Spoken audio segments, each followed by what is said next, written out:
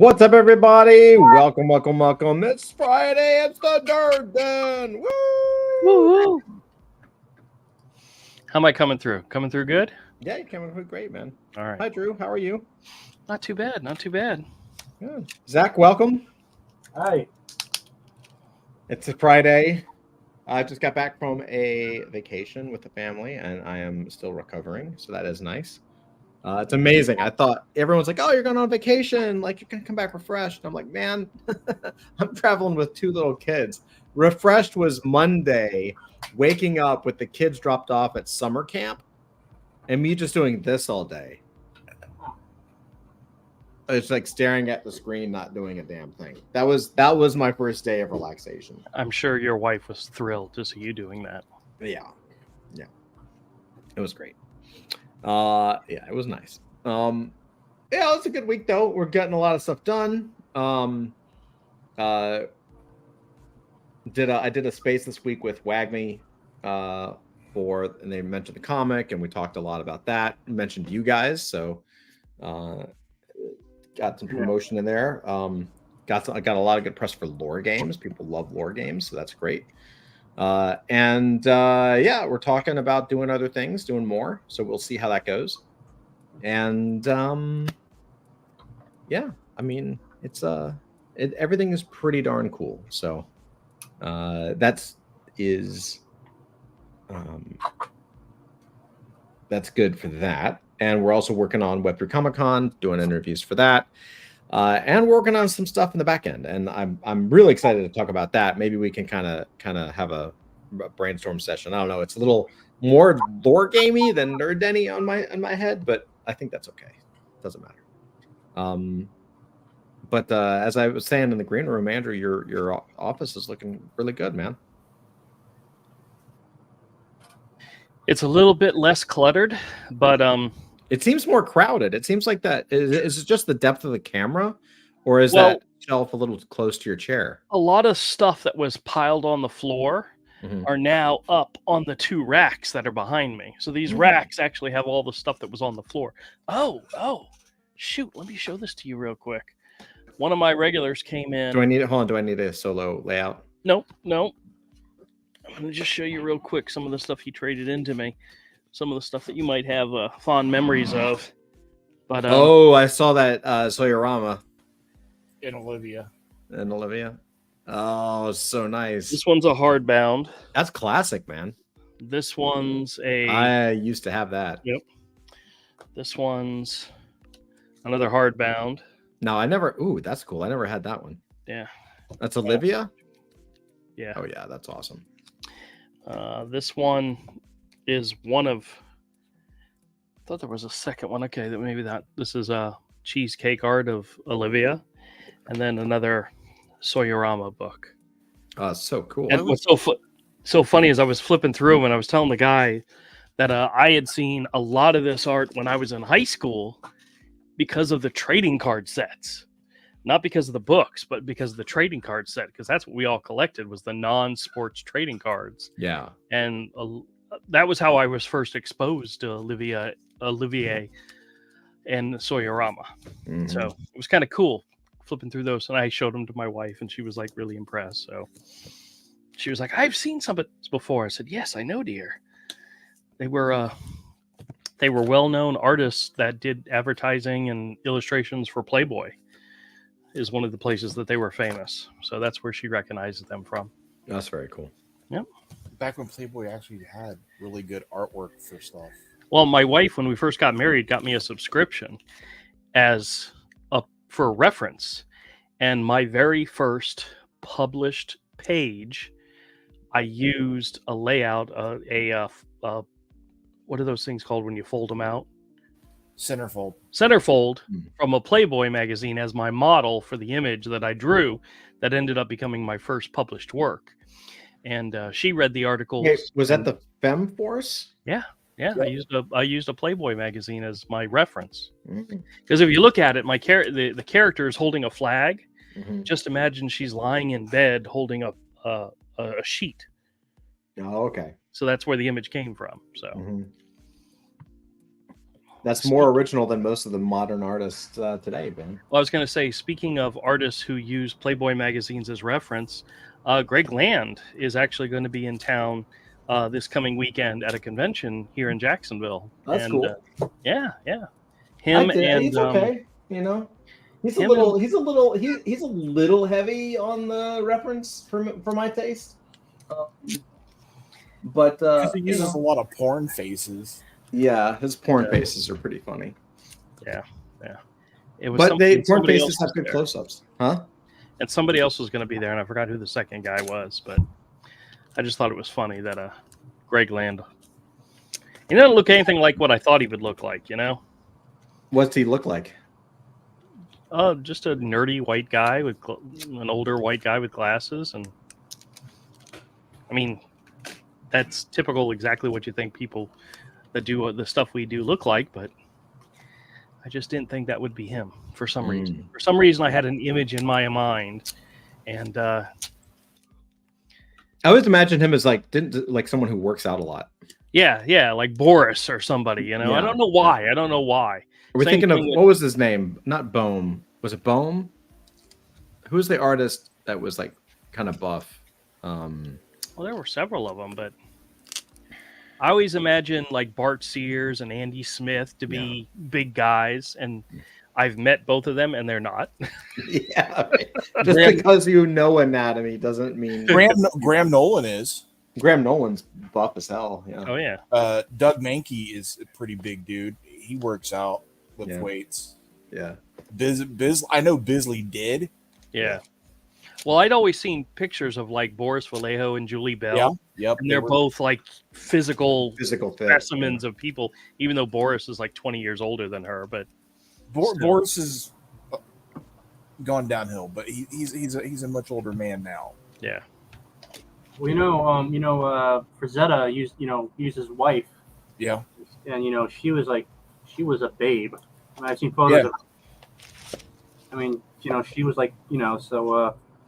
And Frazetta was a man's man. Oh, I mean, yeah, if you look at Frazetta, Yeah. he was built for his time period. he was what we all wish we could be, and we're probably never gonna be. His daughters have a YouTube channel now. Yeah, they're called like Frazetta girls, right? Yeah. Yeah, they're That's their living is selling dad's prints and Well, yeah, artwork dude, and his thing. paintings make millions. So Yeah. That's exactly what they should be doing. yeah, They that's help. their legacy. So Yeah. and they definitely take after their mom. I'll leave it at that. Oh, they're beautiful. Yeah, I mean, unfortunately, I think there's been some issues though with the Frazetta Museum in Pennsylvania. I think they had to close or something. I don't know. well, that would suck. Yeah. Apparently, and I didn't know this actually, but Robert Rodriguez, the director, Yeah, has like the largest collection or the largest private collection of Frazetta paintings in the world. Yeah. And Yeah. Have you ever seen that piece from that documentary where he's taking Frank Miller through it all, and Frank Miller's looking at the originals I have just not. freaking out, dude? And he's freaking out. Like seeing Frank Miller fangirl is amazing. Yeah, I think. I mean, I know there's a. I know he's been trying to get a Red Sonja movie off the ground for years. But it was he was supposed to do it with Rose McGowan back when they were dating, but I guess that never came through. But then they did that Conan the Barbarian movie with Momoa, which wasn't very good. Put it mildly. Although I will say that Momoa actually looks like Conan as he's described. Schwarzenegger did not. I mean, if you actually read the novels, Conan, Momoa looks like Conan. Yeah, the act. This is how he described the Jason Momoa Conan. It's more of a Prince of Persia movie than the Prince of Persia movie. Yeah, I mean, it was perfectly cast, but badly written. You don't expect comedy in a Conan movie, and there was some of that tongue in cheek. Yeah, and the action scenes were more like something that should have been in the Prince of Persia movie. Yeah, but he looked great though. Which was a total turd. He looked great. Yeah. Well, yeah. Well, I had my my second attempt at the storage unit auctions today, and it had a good turn. I mean, it started out bad, but it turned out to be a good thing. So Okay. yeah, the only reason why I was really serious about it is because it was at a storage unit off of Fort Caroline, so it was close. And I actually have a unit in there, so I had to pay my bill, so I was going to go there by there anyway. And I got there at 10:05, and I noticed there were people gathering outside the office, which was normal, what would happen. So I parked, but I parked a little further away than I probably should have. I probably could have parked a little closer. Okay. And by the time I got to the office, everybody was gone. And I walked in, said, "Hi, I'm here for the auction." They said, "Sorry, you're too late. You can't participate." And I said, "Oh, okay." I paid my bill and left, and saved $180 because that's what I brought to spend. So I have 100. And the funny thing is, I told my wife what happened. I said, "I got $180 in my pocket that I was going to spend, and now I didn't." She goes, "Oh, does that mean you're going to take me out to dinner?" And I'm like, "No." But I'm like, you show up 5 minutes late and you're out. Done. So I'm like, okay, just turn away money. Turn away money. And what's funny is I actually went in because I went in to go check my storage because I hadn't been in there in a long, long time. And there was maybe 15 people. Maybe. So, I mean, the first time I went, there was probably closer to 50 to 75 people. This time, there wasn't that many. It's like, whatever. And trust me, the other time I went, they did not start on time, you know? So whatever. They want to play games, let them play games. I just saved a bunch of money, so I'm thrilled. That's right. Let them gay flames. Yeah, well. But I wanted to tell a quick story about my time alone in Charlotte, which was extremely weird for me. I can't remember the last time I went to a convention by myself. Just so you know, Todd, Andrew masturbated in every room of your house. Not in every room, just your office. No, I'm just kidding. Oh, I was wondering why. Check your keyboard with a black light. I was wondering why my Legends of the or my Dark Knight Returns. I would never have done that. But you did realize there was some sticky stuff on your seat, right? I'm just kidding. It's like, yeah. No, the weird thing is Saturday night, I'm on the way back to the house, and I'm like, I got a craving. I got a craving for a China buffet. I want a China buffet, you know?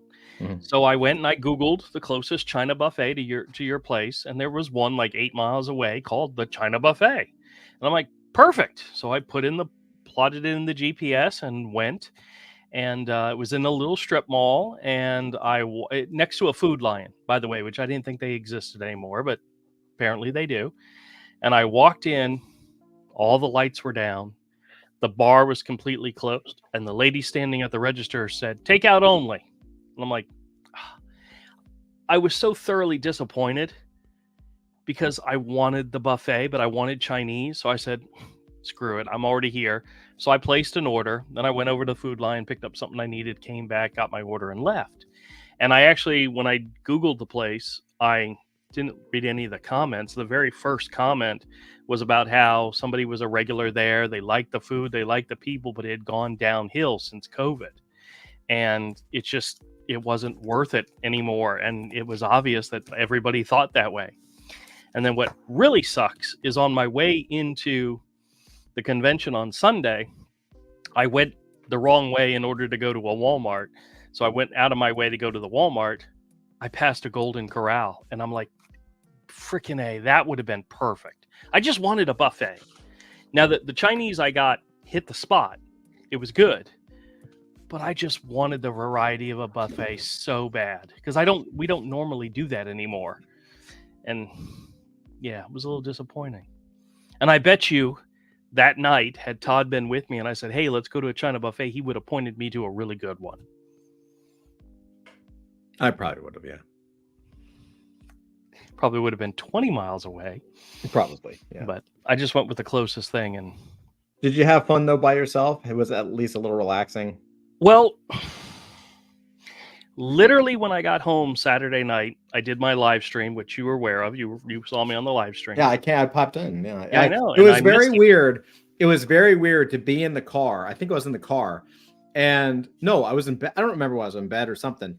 And it was very weird to turn the live stream on because I was going to show. I can't remember what I was going to look up. I was going to show Melissa something, and then you popped up being live, and I hopped into you live, but the background was this. This was the background. It was just a slightly different angle. And I was like, that is so weird. Yeah, I was doing it from my cell phone, so it was kind of facing upward a little bit more. It was very strange to see a live stream in my house with me not there. With you not there. Yeah, I know. In my office. It was very weird. It was cool as hell, but it was real. I was like, oh, this is a different feeling. Well, one of the things that I wanted to do this year at the show was to be there on Sunday to take advantage of everybody lowering the prices on everything, because there was one particular dealer who on Friday they had boxes of $2 comics, on Saturday they're $1 comics, and on Sunday they're 50 cents. And last time I missed out on the 50-cent portion, so I really wanted to go back for that, and I did get a whole bunch of books, and I was very happy with my selection. But on the last day I was so excited about the deals that I was finding that there were two things I wanted to buy for myself, and I left without, just totally forgot all about them. I had the money, I just forgot all about them. That happens, man. So yeah, it was pretty sad. But I did go back to, I don't know if I want to tell this story to. Well, the person that bought the books for me, he wouldn't watch this stream. So, but on my way out, I went back to one of the dealers who had knocked 50-cent comics or $1 comics down to 50 cents. And on Sunday, they were 25 cents. So I picked a couple out. I picked about 60 out. It was like $15 worth of comics. No big deal. But I overheard her say she had a box of dollar magazines. And I'm like, ooh. Porno magazines? What could be there, right? Hey, Doc. No. I was just wondering where you were at. Glad he invited you. Yeah. What's up, guys? Shlomo. Okay. But then, so I went and I looked at the box, and it was all Conan magazines that were originally $2 a piece. They were clearance, though, $1 a piece. And I'm thinking to myself, if I had found these at $2 a piece, I would have made an offer to buy the whole box. Now I'm in a much better position to make an offer. So I made her an offer. She countered. I said, if you'll throw in the box and a lid, I'll take it. And I got 71 magazines, Conan magazines. And the guy who buys Conan magazines from me, actually, he trades in movies, and I give him credit. He needed 44 of the 71. So it wiped out his credit, plus a box of DVDs, plus $20 in cash. And he got the 44. And he was really happy because they were all in really, really good condition. And I have like 27 extra that are going to go in the store, except for a couple. There's a couple that I showed to Avery, and he thought they were really cool, so I'm putting those aside for him. But yeah, there's at least 25 that are going to the store, and I'm thrilled to have them. That's awesome. Yep. Hey, Todd. Hey, Avery. Have you seen the 30th anniversary Hellboy silkscreen that's coming out? Limited edition. No, I have not. They're like 25. They're like 24 by 36 silk screens of the cover of Hellboy #1 with the trade dress and everything. Oh, that's pretty. That sounds awesome. They're only available on Dark Horse Direct. Do you have a link? Can you share a link? Yeah, let me. Did you guys see the Dark Horse Marvel partnership announcement? No. Yeah, it's like for art books and some other stuff. They're like, I'll find the article. I just read art books. So Dark Horse is going to do artist editions, something like that. Let me find the article and I'll get it pulled up. Dude, I am loving artist editions. I'm about to blow like I have a laundry list of artist editions that I want to buy. Let me tell you this. While you're doing that, I'll tell you the ones I have on my list, and you tell me if I'm stupid or if I'm good. You're stupid. Not that I'm getting all these. This is a dream list, so let's not get all. It's not like I'm getting a giant shipment. Yeah. The first Steve Rude has an artist edition called a Gormando hardcover. Gormando. Mhm. It's his latest. He's been working on a Nexus book, Yeah. and the Gormando hardcover is like the entire thing. It's like it's not just the black and white pages. It's also the pencils, the inks, like it's even processed stuff. Like it's everything. Oh, cool. And it's it's Steve Rude, so it's a little pricey, but that's also because it's from him. But I really want to do that. Now, how pricey are we talking about? So the Gormando hardcover's $300. Oh, geez, yeah, that is a little pricey. It's pricey. The he has a hardcover slipcase edition that's $400, and I'm like, I'm not paying an extra $100 for the slipcase. Now, is he crowdfunding this? He did originally, and he has a bunch, and he's still selling them. Okay. Wow. Yeah, he's got a couple of different editions now that are process books. There's one called Nexus Chronicles that has process stuff in it. I'm really getting into these artist books are just mind blowing. So, and then Michael Golden has one. It's been out for a while. But I keep looking at YouTube videos that walk through the Michael Golden artist edition book, and it's pretty amazing. What does it include? It includes stuff from Numb, from Punisher. It's his entire Is it just Marvel, or is it more than that? That is a good question. I think it might be just his Marvel stuff. The Michael Golden, I believe it's just Marvel. It's just the Marvel stuff because they didn't do the Jackie Chan book, which is that Jackie Chan book was better than it really deserved. And that would have been, I believe, Topps Comics. Topps, yeah. A good call. Which is no longer with us. Correct. So the Michael Golden book is on my list. Mike Mignola has 2 books out, and they're both on my list. One is In Hell, and the other one is Amazing Squirrel on Head and Other Stories, or Curious Objects, or whatever they want to call it. So I want to get those. John Byrne, his X-Men book, I'm really dying for. One day I'm going to find the Spawn Vault Edition #1 that's not like $4,000. Yeah, the last time I saw the regular edition of it, they wanted $600. Yeah, that's a high, but if in my dream scenario, why not, right? If you find somebody willing to part with it. Ooh, yeah, that's the hard thing. That's the hard thing. There's nobody. I know. I've looked too. I haven't seen anybody trying to part with it. That is a gorgeous print. Yeah, and if you look down, there's the 30th anniversary. They're doing the same thing with the ad for the look how nice that. Oh my god, that's huge. It's 24 by 36, dude. Bro, that is what I would buy right there. Yeah, the ad for Wick the Devil. Yeah. Hold on. They're reasonably priced too, $75 and $60.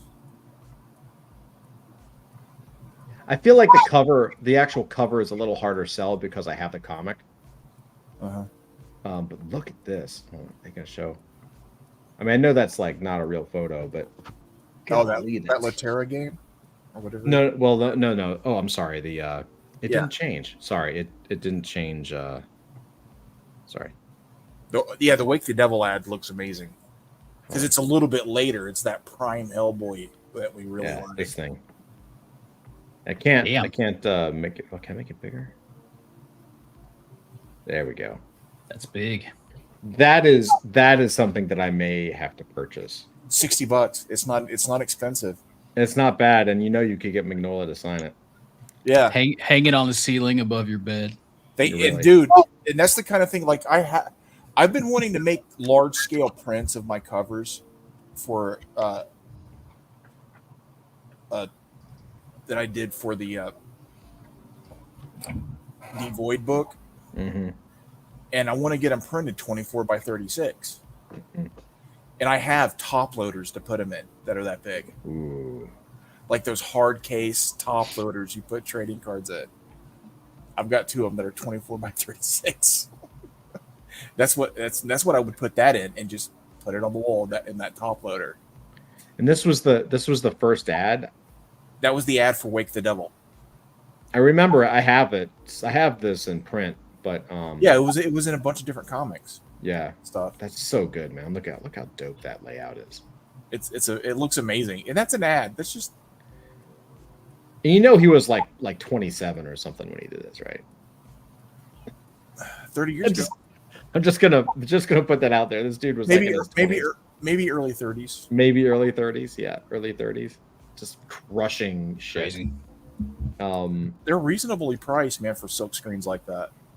That's not bad at all. I don't know anything about this, but That's actually relatively cheap. I'm shocked they're not at least $100. yeah, that's actually really cheap. I mean, I wonder. I mean, there certainly will be markup later, but They're supposed to be limited. I forgot what the number is, but yeah, they'll probably. There's a good chance those could skyrocket. yeah, Like that's they'll be a awesome. couple $100 in a couple. I may have to pick that up. That's pretty Mhm. sick. That's pretty sick. I'm thinking about getting both of them. I'm just not sure. Yeah, I may get at least one. I'm limited on wall space in here, and I want to put up those covers. I want to get those covers printed large. I found a place that for around $60 each, I can get them printed as G-Clays. Mhm. But I need the high risk file with the trade dress. Oh yeah. So I'll tell you real quick. I'll sum this up because I see Doc has something for us. But All good. So the Mike Mignola books, the John Byrne book, the Spawn, maybe one day books. But the new books that are coming out, there's like 4 that are just killing me, dude. There's like 5. The next 5 are just bangers. So they're doing Spawn Vault number 3, which is Greg Capullo. Yeah. Right? So Spawn Vault 3 is going to be just out of this world. Paul Smith X-Men as an artist edition? Dude, Paul Smith X-Men, I'm all over. I don't hate Paul Smith X-Men, but it's not my favorite. For $150 I can learn from it. So like Wow, that's a good one. and then I'm really I'm oddly excited about the Savage Dragon Vault number 1 because those are the best issues. Dude, Eric Larson was fantastic back then. He was a genius. He had a real amazingly, and like looking back at the Image books, the Savage Dragon book for the first 25 issues was by far the best. Like without question, it was the best art, best story. Like the whole thing worked. It was really good. Now he went crazy, but you know, I can't wait to see those black and white pages, dude. I'm just like I cannot wait. It probably looks pretty good.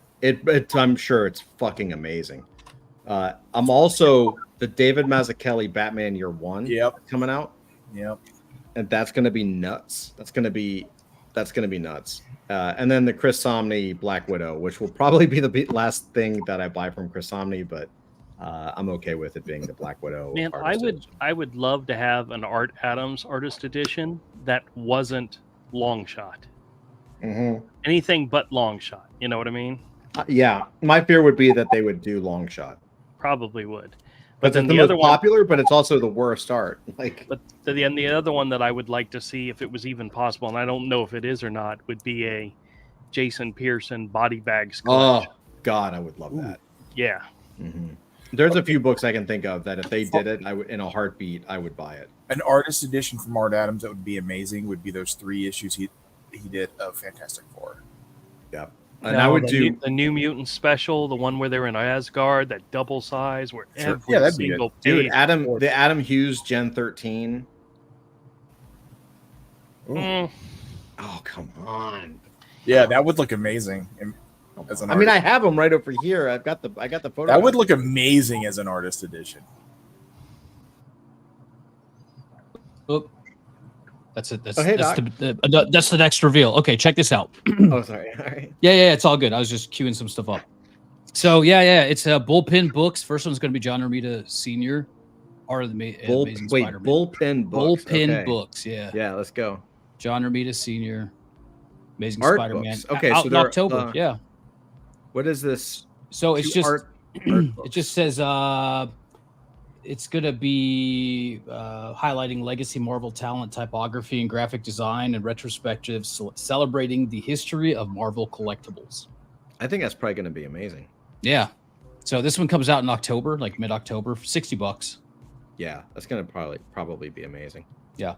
Also, and I know this is a sore point. I saw this on the blog too. The Art of Masters of the Universe Revolution. Who's buying it? I know some of you. I know. I know Zach has feelings about it. Yeah, but let's just say my respect for Kevin Smith, which is already in decline. Yeah. I was coming out in December. Just Push those, just in time you push for those Christmas. buttons, Doc. You push those buttons. All right, now check this out. Speaking of Dark Horse, a colleague or a friend, one of my networking group, he does a lot of toy manufacturing and design. And the other week, he's like, "Hey, I'm going to Mike Richardson's house for dinner." I'm like, Oh shit! "Okay, cool." So what he did was, he wanted to make him something. So he sculpted this out. Like it's supposed to be like a comic book, and the horse, of course, he changed the horse a little bit, and then sculpted a little more, and then that's like the Nice. the final thing that he gave to him, and then got it painted up there, right? Yeah. Check out dude's doors on his house though. Wait, where is it? Look at this. Oh, that's so dope. Oh, Yeah. wow. Cool. Yeah. So he was just hanging with old boy. Like, wow, man. Okay. Nice. That's awesome, man. Yeah.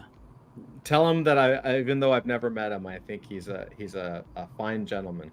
Yeah. I was like, send him my love. He's got a bunch of fans over here, man. Yeah, dude.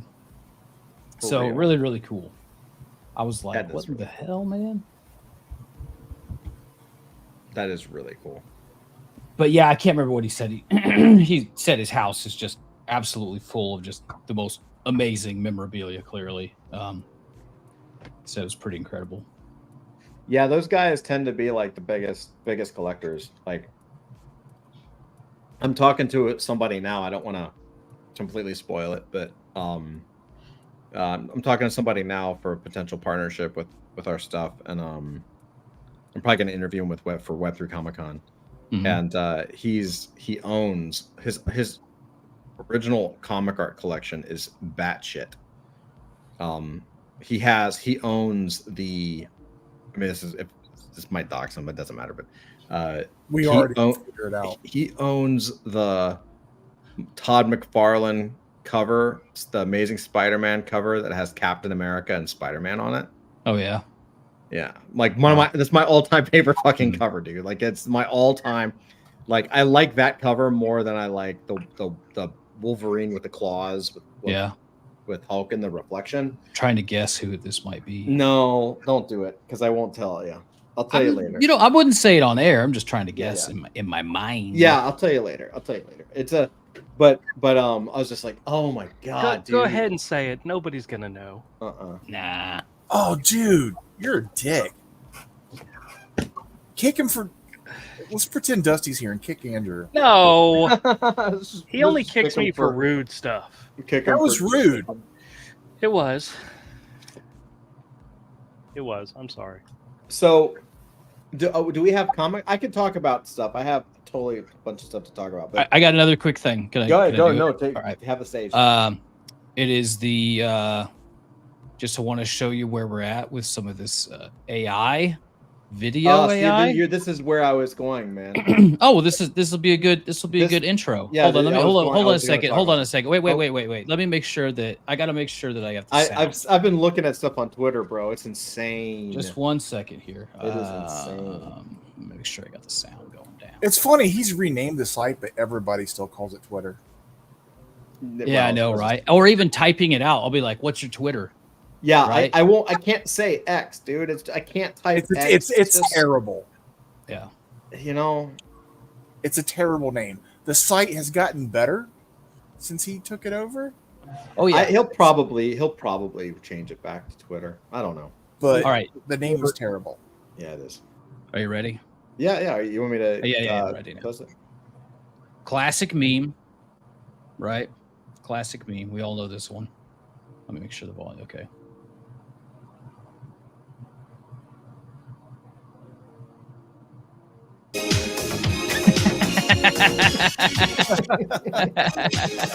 They got it's Luma AI. They've got keyframes in there now. Yeah, that was a really good. that was actually a really good morph because there wasn't any like generated AI in keyframes. That was just like a still picture one, and there was already like an early clip of that like look behind meme, and then they popped that Rick Astley in there and just Did you see?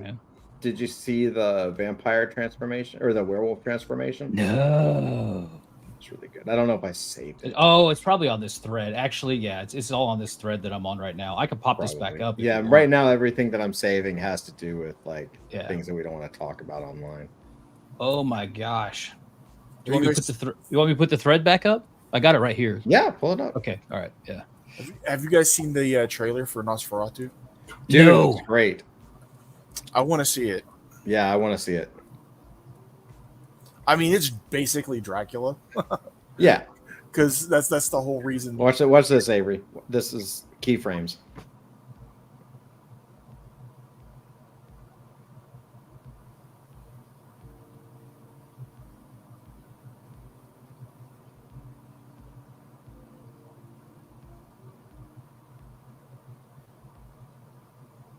Oh, pretty good. Dude, Right? that is as good as any video game little cutscene. Yeah, they're getting really good with the video game cutscenes, and this was one that. This is really going to be helpful in making video games. Yeah. Oh, yeah. dude, it changes everything, bro. A lot of people are mad at AI and hating on AI, but it is going to allow small studios to produce AAA looking shit. Mm-hmm. Well, I just don't think there's a fucking choice. Like, I don't think there's no, like, it's here, and right now is the worst it's ever going to be. So why complain about it? Like, just, I think it's an existential threat to our entire existence, and I'm terrified for my children. Yes. But we can't do anything about it. So I might as well just enjoy it and make some shit, like, Yeah. But check this out. This is a different AI system, but this is what people are starting to make. Come one by one, come two by three. I don't know if you can hear the audio. Yeah. Gather around this dying tree. Memories fall like autumn leaves. Leave your lives behind and come silent and love silence. Come silent and love silently.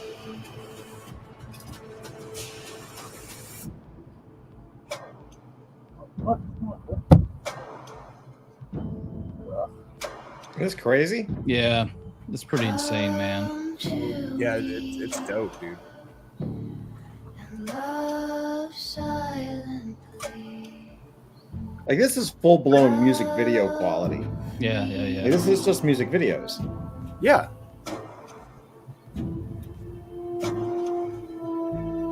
Silently. So cool.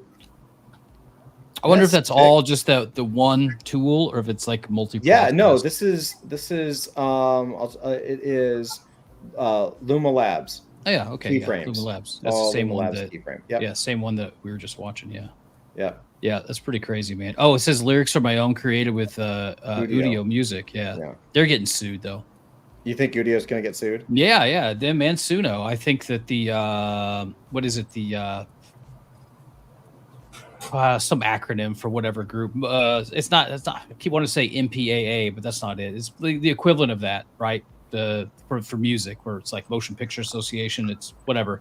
They're trying to sue them, saying that that they bit a lot of stuff. Of course they are, but you know all they're going to do is these people. There's going to be some group in Sweden or the Netherlands that's just going to put it on GitHub, and it's going to be permanent open source. And Yeah. This is the they stopped MP3s real well too. So Yeah. you know, Yeah, but it's crazy. I think they're gearing up to sue them though. But yeah, dude, that's really incredible. That Udio, dude, I got to go back and mess around with that some more because that song sounded really good. Yeah. Well, what's interesting, I've been looking at. Avery just put something there. But what I've been looking at is I've been starting. The thing that I did this week is I started doing some deep research into how we can do an animated show, because I want to do. It has to. There's some rules that we have to have for the animated show, and they're tough. They're really tough. Meaning, the reason it doesn't exist right now on like a good YouTube show that's animated is because it has to be done weekly. It has to be a weekly show that's animated, and that's you have to be you have to know what the fuck you're doing to do that. And so, from a production pipeline standpoint, I totally understand. I got it. Like I know how to set up the assets and how to get the characters and what the setting can be, and we can do a few things to make the show work in a fast way. Okay. But there were some hangups and some things that just take a long time, like actually animating, right? Even if you have a character sitting like this, you know, if you're going to have the character talk and do like, oh, well, you know, have any kind of gesture at all, you have to draw that stuff, right?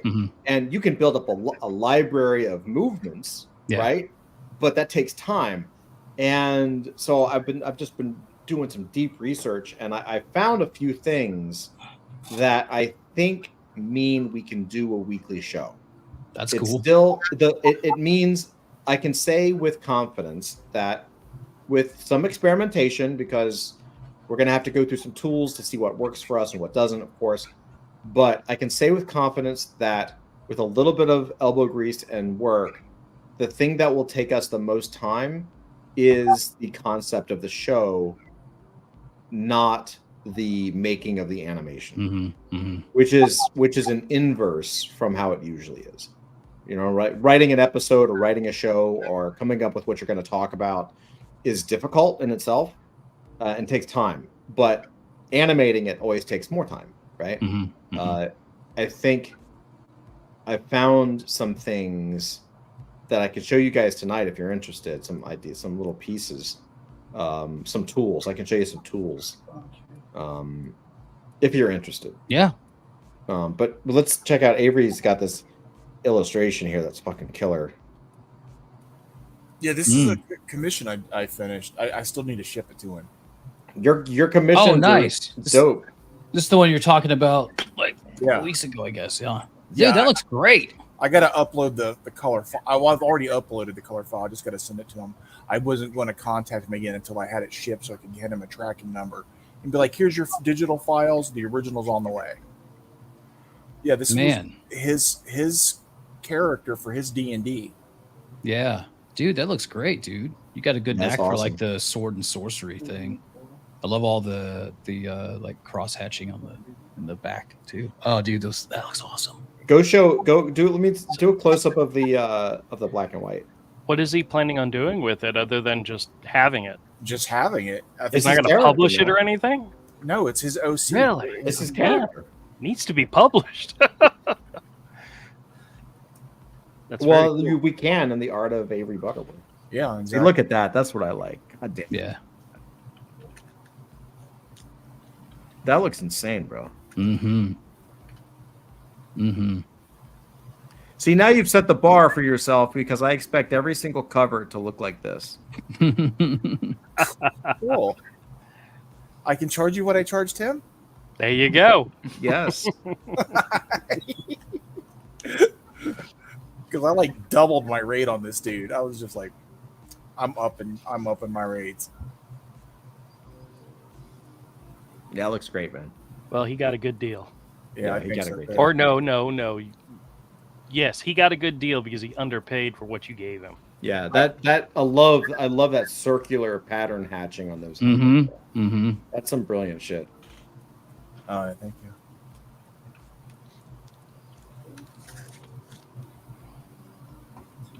Yeah, that looks great, man. And the concept was for a lot of this, I used AI to create the concept. I pieced together a bunch of pieces stuff from AI that I liked, and that combined with my thumbnail sketch, and then refined it all, printed it, and inked it. Nice, dude. And I drew the skeleton in the foreground. Yeah, and it's your style. Like that's 100% Avery Butterworth.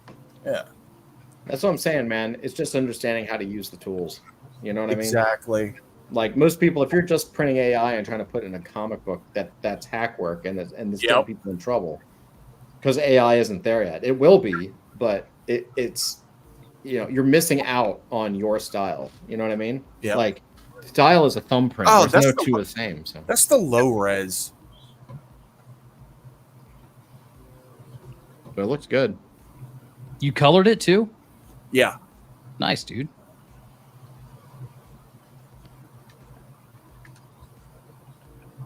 Oh, this is the unadjusted color. I like it with the blue tint better. Mm-hmm. I do too.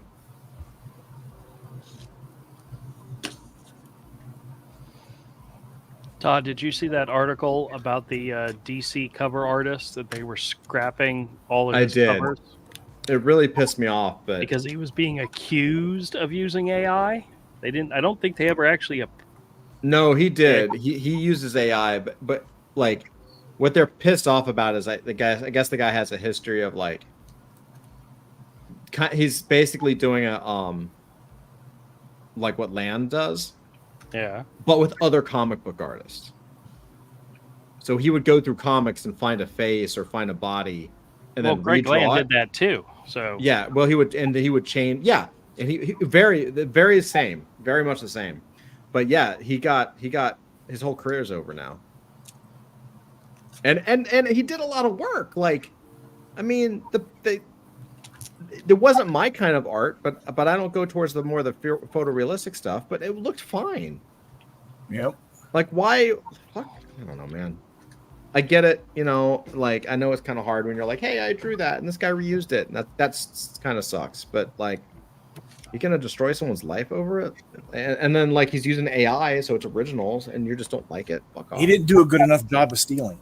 He didn't do a good enough job. no, he did Because not. good artists copy, great artists steal. Yeah. And if you can spot it, you didn't do a good enough job. Under today's rules, Bill Sienkiewicz would have been fired day one for being a Neil Adams clone. Yeah. Well, let me ask you guys something then, because one of the big issues with AI when it comes to writing, I mean, I think right now one of the big AI companies is being sued by the Writers Guild because they train their AI on other people's work, and so so the Writers Guild suing them for compensation. You're saying you're violating our copyrights, blah blah blah blah. But the thing is, you talk to people behind the scenes, they're all using AI. Yeah. But what they're doing is they're training the AI to use their writing style. Right. So I mean that's what I've done. When I Totally say fine. Totally Yeah. legitimate. I mean I basically with the AI I use, I mean I upload a sample of my writing Yep. and it works off of that. And there's that, and so I'm wondering. Well, can they complain about the people that influenced you and your writing style? No, I mean no, they can't. I mean look, But they complain about the AI. I think I can't speak for art for actual artists, but for writers, honestly, if you want my honest opinion, there's there's a romantic view about art and writing among writers. That we're not just typing words. We're artists. We're speaking hidden truths to the soul. When we write a story, even if it's just like a crappy pulp novel, we're not just like telling like a traditional 3-arc story, following the hero's journey, which is like pretty much every story ever written. But we're like bearing our soul, blah blah blah blah. It's this romantic view of the writer that goes back to the 19th century, where remember before back to the romantic movie of the 19th century, where the artist was seen as someone who stood apart from society and was and through the power of his art achieved something sacred, which. And if you go back even further, like in a writer or an artist, which was basically the craftsman. But so I guess the feeling is that it doesn't count. If you're using a machine, you're cheating. You're not, or if you're using a machine, it's not real, because if you're not physically typing every single word and shaping it through the power of your soul and the power of your gift, or however you want to call it, there's a feeling that it doesn't count. So I think that's the feeling of a lot of writers have. It's like Hemingway would never use AI, or Robert Jordan, or like Robert E. Howard when he wrote Conan, he wrote every word himself. Yeah, but that was like 100 years ago. I mean, the fact is today you talk to any art, I think you talk to a lot of writers off the record, they're using AI. They're not ripping off other people's styles. They're not just like punching in a bunch of keywords and like having it gen out a bunch of crap, because to be honest, most pure AI generated stuff is shit, because it's and AI is only as good as the stuff you put into it, and if you don't put anything into it, it's going to be crap. So I think there are people who are using AI to to help, especially indie writers, who where the business model basically states that you have to write a lot, because because the algorithm only promotes you for so long, and if Amazon and all the other sites, they favor people who constantly churn out new stuff. And before AI, the way people used to do it, they would just write. I know people who would write like 20 books in a year. I mean, they'd be short novels. But you can't keep up that pace. You will burn yourself out. You will like kill your gift. But with AI, you can create that stuff. But the thing is, you can't admit to it, because it's like you're it's like you're playing pro sports and using steroids. That's the attitude towards it. Right. It goes against the romantic idea of the artist as not just a craftsman, but as the artist, as an artist. Capital A artist. Someone who stands apart from society. Which, there's, I understand that. I understand that thinking. I mean, there's a lot of like starving artists, writers, poets, sculptors, whatnot, who kind of sustain themselves through the hard years, and maybe who've never really amounted to anything. But the idea that they're that's simply by the fact that they're a struggling artist, and in a world that doesn't understand what they're doing, it's comforting. It's a high level version of copium. Yeah. But if you're using AI, you're basically saying to the world, what you do doesn't matter. It's so easy, a machine can do it. Well, actually no, because like I said, most AI stuff is actually crap, and people who actually successfully use AI, what I've learned, they have to train the AI, Right. or they use their own writing. And the thing is, once it's generated, you still got to edit it. I mean, I tried writing a book using AI, just AI. I gave up after 4 chapters because it was just the most hackneyed purple prose crap. Yeah. You could ever. I mean, it was unreadable. It was literally. I was literally like I felt myself like getting angry reading it. I was like saying, this is like bad. This is not just bad. This is like insultingly bad. This is like a this is a fantasy novel written by someone who really hates fantasy. Who's like really playing up all the worst possible stereotypes. So, you can use it, but don't expect it. But it's not a magic wand. You know, you do have to put in the work still. But the thing is that you can't, and the thing is you can't admit doing it even now because again, the whole romantic thing, but also there's a fear among a lot of people that AI is going to take away their jobs. So if if you admit to using it, it's kind of like being like a scab on a strike line. You're collaborating with the enemy. How dare you? You're dead to us. Yeah. Sorry, No, 100%. That's that's rant over. No, that was great. That was fantastic, man. Absolutely. Doc, Yeah. can I share this? Yeah. It rolls into the writing thing, Okay. especially Yeah, with I mean- like. Go ahead. Go ahead. Well, I was gonna say, like, especially kind of what Zach was saying. Like, I think, especially as we talk about animation or comics, like, I think our natural tendency at first is to kind of say, "Oh, do it for me," and then you realize, like, it's like everything else. It's a tool, and it's good for some things and shit for other things. At least right now, and like, again, I watched people try to make comics with Midjourney, and the individual images were cool, but the storytelling sucked because they don't have any skill in storytelling, and so it was just weird images. But then when I was working on the WAGMI book, I really wanted to experiment with it, so I started experimenting with having AI generate thumbnails.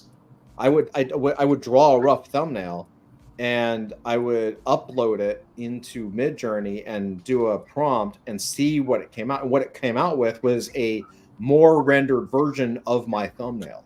And a lot of it was like completely wrong and different angles. And Midjourney doesn't have the best. It doesn't have the best controls as something like a Stable Diffusion has. But sometimes I would get lucky, and it would come up with a different image, but that was the same but different. And I was like, oh, that's actually a better shot, or that's a better angle, right? Or, oh, yeah, that's really cool. And then I could take that thumbnail, and then I could expand on that, right? And sometimes, and I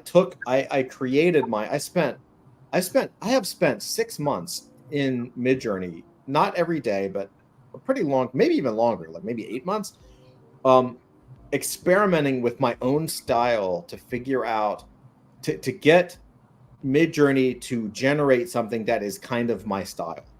And Midjourney won't do it 100% because it's not open source. It's Stable Diffusion absolutely can do this, but Stable Diffusion, I need a better system. But and Midjourney has just a ton of controls because they don't want to get sued. So no longer can you type in the style of Jim Lee and have something come up with, like, it does not do that anymore. They have eliminated that. Yeah. Which is terrible because they was coming up like version 4 is better than version 6 for rendering character like images, like on a specific style. With that said, I figured out a way to kind of generate my style, and I've created a database, and so now I have a little bit of reference. There are certain photos, certain images that for some reason Midjourney responds to better, right? Like Midjourney responds to its own generated images better than any image that you upload. So I've figured out how to get Midjourney to generate some images, and then out of them, and I mean, it's months of work, out of them, there's like one that for whatever reason, it always renders in the same style. Don't know why, right? It's just like, if I try this style versus that style, this image versus that image, it kind of goes a little haywire. But for some reason, this one image, it just works. And so I just use that. And so it doesn't make anything perfect. It doesn't mean there's not a ton of work, but it allows me to visualize my style from a different perspective. And it gives me ideas that I otherwise would not have, which is very interesting. Like, what if Avery could look at Avery's art drawn by someone that wasn't Avery, but it was Avery's art, right? And all of a sudden you're like, oh shit, like that's a really cool shot. I wouldn't have thought of that, or I wasn't thinking about that for this picture, but that's actually pretty cool. And then you can use it because it's your style and it's your artwork, and you still have to. It's still going to take you like days of work to fix it, but so what? If you're an artist and you can draw and this is your thing, like, why not? I'm going to show you some stuff with the animation, and it's like, who is not going to use this? Yeah. Hey, Todd, real quick question Mhm. about computers. You're thinking about going PC, correct? For for a new computer instead of the Mac. Yeah. All right. Yes, and I mean, I'm looking. Yeah, Really? I may. Well, I'm not clarification. I'm not using my Mac. You could But have more for- than one computer, right? Yeah. Yes, I love my Mac. My Mac is my main thing, but unfortunately for AI specifically, Yeah. it's all PC, and the graphics you have to use. You basically have to use an NVIDIA 4049, an NVIDIA 4090, which is like it's ridiculous. So I recommend using a someone not buying one off from Walmart. no, I'm putting it together. You're going to build it yourself? Yeah, I think so. Well, I'm just in the development phase, meaning I'm looking at all the parts. I don't want to buy one. I'm desperately trying to figure out how to do the show without it. But the more that I dig into it, the more it looks like I'm going to have a really powerful PC. And so I've done a lot of research in AI of like what the best GPU is, what the best memory is, what's the best computer you can build that's not like a supercomputer, right? Right. That you could build for AI generation and AI tools. And so I think I have and it's going to be something that's basically a badass gaming rig. 100%. Yeah. Mm-hmm. Okay, I put a link into Iron. Like my old, I wish I had bought Ironside when I bought that new computer I have, Mm-hmm. but I didn't. They didn't have the video cards at the time. But I just gave you a link to Ironside. Yeah, I'm going to share this right now. Hold on. But you don't have to share it. That's just for you to peruse. Oh, okay. Because they build custom gaming PCs, Mhm. and if you want, you can go to one section where you can list every part you want, everything, like the build a PC. Oh, they actually have this is actually great because this is awesome, bro. So let me show you. I'm going to share this really quick because this has pretty much the stats that I was looking for. Like, I mean, granted, thankfully I did the research on my own, but first of all, that's fucking gorgeous. Yeah, and that's, but you can go to desktops and then go to build a PC and pick all your individual parts. Oh, well, I will, but this right here is these are their base models.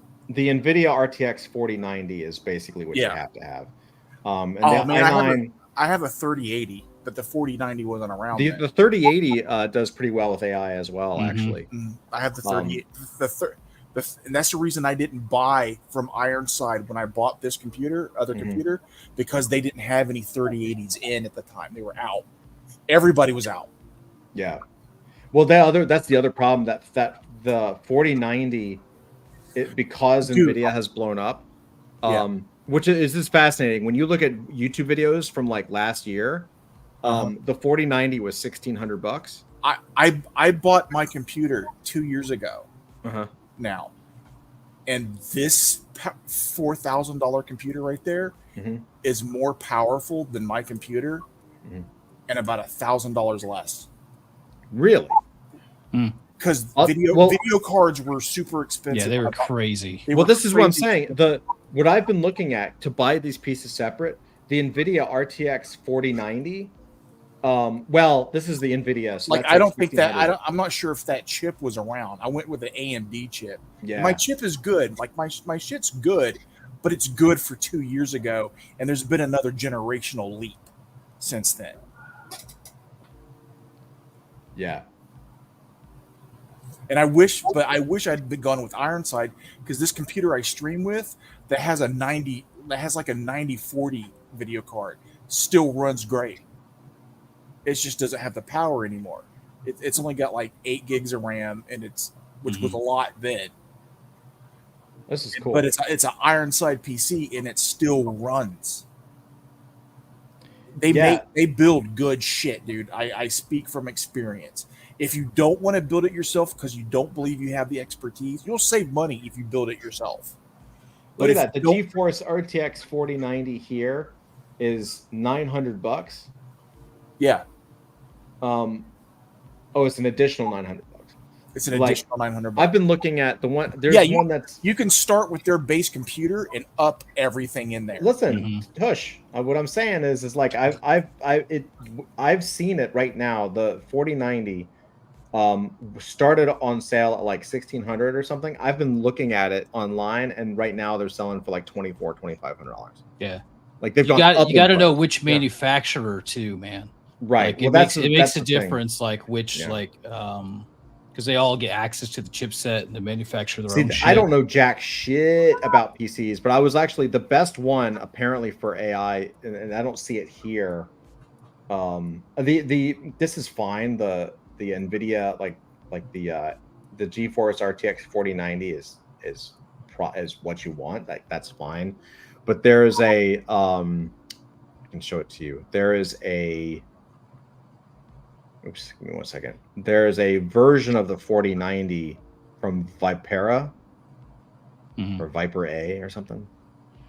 Check this motherfucker out. This thing is They may have it if you go to their build a PC. well, I did. They don't have it. No, I'm in their build a PC. They don't have it. oh, okay. But this is the Vipera. So this is $24.99. Basically, it's AI accelerated, right? So they've upped it or they've done whatever to it specifically for AI. Nice. But like honestly, like I think any 4090 is the best. Like I don't know if there's It puts you in That- the game. 4090 is going to do the job. It's not, you know what I mean? Yeah, they're going to Yours- do the job. Definitely. I mean, like the reason you want to check different manufacturers is, some of them might run hotter than others, right? Yeah. Or, some of them are overclocked a little bit. So, they're already running like outside of spec to boost Bless you. the clock speed or the memory bandwidth or something like that. So it's always like really important to kind of just check. Or the RAM on the GPU is higher. Yeah. They'll just tweak up like supercharge the speeds and stuff like that. So Yeah. but I mean, like, yeah, dude, it's a 4090. You're gonna be okay. But Yeah. The 4090 will work. yeah, It's- I recommend Ironside for my That's awesome because you just solved my problem, Avery, because like I mean, it does cost more to have someone build it like that. but does it like yes yeah, and no? it does. It does cost more, but unless you know what you're doing, it's better to pay it. Right. Yeah, I don't know what yeah. I'm doing, dude. And like honestly, straight up, I don't like, either. The last thing I want to do is build a computer because And I was- you have to install the software and all. Like it's not easy. And when I was Yep. looking and I first bought this computer, I was also looking at like Alienware and some other people, Yeah. and they were cheaper by like a couple $100 Yeah. for the same shit. And I'm never buying from CLX Gaming ever again for this because this new computer I had to take it to somebody else to get them to fix it before I could ever fire it up the first time. Damn. Mhm. They didn't connect some shit in it. That There was- sucks. Like it was all in there, but it wasn't connected properly. He had Yeah. to go in and reconnect some things, and some things weren't connected at all. And I was like, it's like that much money, like $5,000 for a gaming PC. That's because video cards were so high at the time. Yeah. But still, I dropped cash because I wanted to not need to buy another PC for like 5 years. Right. Yeah. Right. Yeah. Yeah. I went to Cyber Power for mine Mhm. around Thanksgiving. Caught like a lot of because they buy in bulk, so they can Mhm. do a lot of discounts. Mhm. Found a decent configuration, and then just went through all the parts and found the stuff that I kind of like better that fit within the budget. And it runs like a dream, man. It's not super powerful; it's like mid high, but Yeah. it works good. Yeah.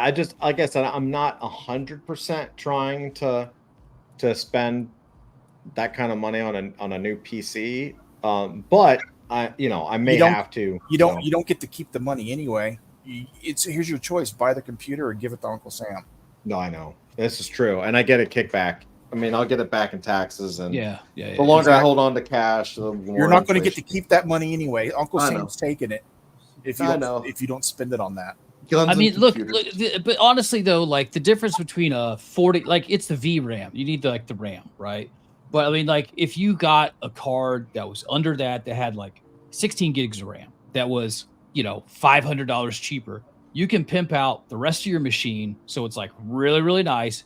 Get a card that's good, see how it works, you know, and then down the road upgrade as well. I mean, you know, there's options, man. Mhm. Yeah. And if the motherboard supports it, you can just buy another one of those video cards and run dual cards. Yeah, like wait till you get the workflow down with the AI, and then if like you're just pissed off because it's not rendering fast enough. But Well, I got really good with it. I was getting Yeah. good with Stable Diffusion, but yeah, I can't. For me right now, using my Mac, like I was getting jealous because for me to use it's kind of unusable for Mhm. Stable Diffusion. yeah, Because for me to do one render at a pretty decent, like a normal small render, takes like 7 minutes Mhm. for one image, Mhm.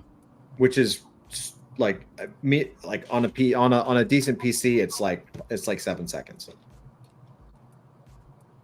Right. So and that's the challenge because Yeah. you have to make up for the mistakes of the AI. hmm And you just have to render like you're hitting render 1,000, changing settings and stuff, but you're just Yeah. your job is just to hit render basically. yeah. Yeah. And so like I can't, it's not production ready, you know what I mean? Yep. I feel you. But whatever, man. Like that is one of the things, unfortunately, and I say that because was not on my list of things to do. It was Yeah. not on my list. Yeah. Plus, you're gonna end up doing video editing, right? Probably, yeah. See about getting one of their PCs built with dual video cards. Yeah. Yeah, video editing's more on the CPU, I think, though, than the GPU. No, it uses the CPU too, especially Or yeah, what did I say? the CPU. GPU. No, yeah, The it's video all editing is on the CPU. I got not the confused GPU. too. I Yeah, got confused yeah, too. yeah. Yeah.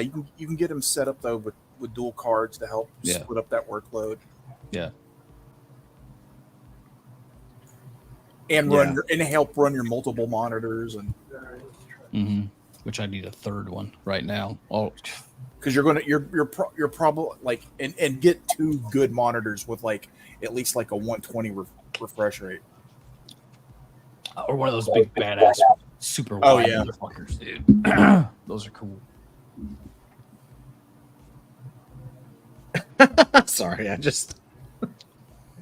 Yeah, What is this? What is? Oh, that's the Anantike. You're gonna want dual monitors too, probably. Yeah, I'm gonna. Well, I know we're gonna see. I'm not trying to blow my child's future on we'll see. But you guys want to see some? Well, let me show you, Doc. Doc, can I show this? Oh, and then you can get the Huon tablet like mine. The what?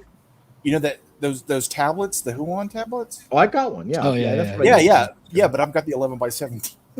Oh, you're an ass.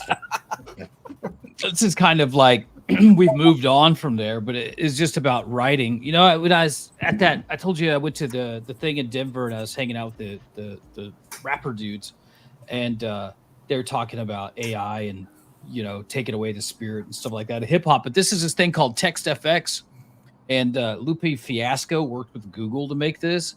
So instead of like writing rhymes for you, it has all these different engines like simile, explode, unexpect, chain, POV, alliteration, acronym. This is bridge, scene, unfold. So you could do like comic, book, and what's another thing? Smelly sock, whatever. Right. So what it'll do is it'll just be like, oh well, here's these things, and here, you know, it's like made to encourage you to think, about things. So it's like kind of like, here's kind of some things that are, you know, similar about this, or for what's a scene of 5 nerds sitting on top. You can only do short things. 5 nerds sitting around. A whiteboard covered in questions and diagrams. A lava lamp. What? Oh, it's to help you build a scene. So you could like build scenes or build a faint smell of body odor. The sound of people arguing whether or not Star Wars is better than Star Trek. So yeah, it kind of logs all this stuff. You can pin it. I don't know what Unexpect does. Quite unexpected, right? Yeah. Probably something. Do five like, nerds. Okay. At a convention. Oop, wouldn't let me get the N in there. I think I ran out of. Oh, 5 nerds at a convention for people who are really into collecting toenail clippings. Dressed up at the Beatles. Underwater basket weaving. I mean, That's some cool. of it's not like the best, but you see what No, it's pretty cool though. like, That's cool. chain stuff together, whatever. But it's kind of cool though, man.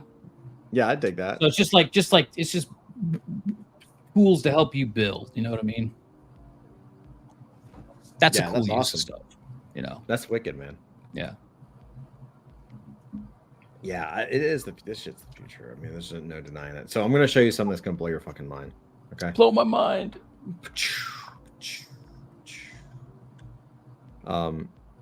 So this is TuneCrafter, Oh, cool. and it's a 27-minute video, so I don't want to show you Oh. everything, but it really is like pretty fucking amazing. Like, it's really one of those videos where you just have to watch the whole thing. But let me turn down the audio just a little bit, and I don't think we'll get flagged for this because it's another YouTuber. I don't think this person would hit us, so we'll just play it a little bit. So what it does basically is it interprets keyframes. Okay, so you can give it a start frame, you can give it an end frame, and it's going to give you an output. But that's not all it does. It's fucking amazing. This right here is animation's completely changed. 2D animation is going to have a comeback now. So context, the reason everybody moved to 3D animation is because the hardest part of 2D animation is something called volume control, where you're taking that object and you're rotating it in 3 dimensions, right? 3D animation solves that by nature because that's what it is. It's 3D, right? And so once you add 3D and you added the animation where the computer can kind of fill in the blanks a little bit, like I can have a character walk and the computer can move that or animate that character a little bit, and add all the shaders, and 3D animation obviously took over. It's just cheaper, and you can replicate 2D, so it's harder to do 2D now.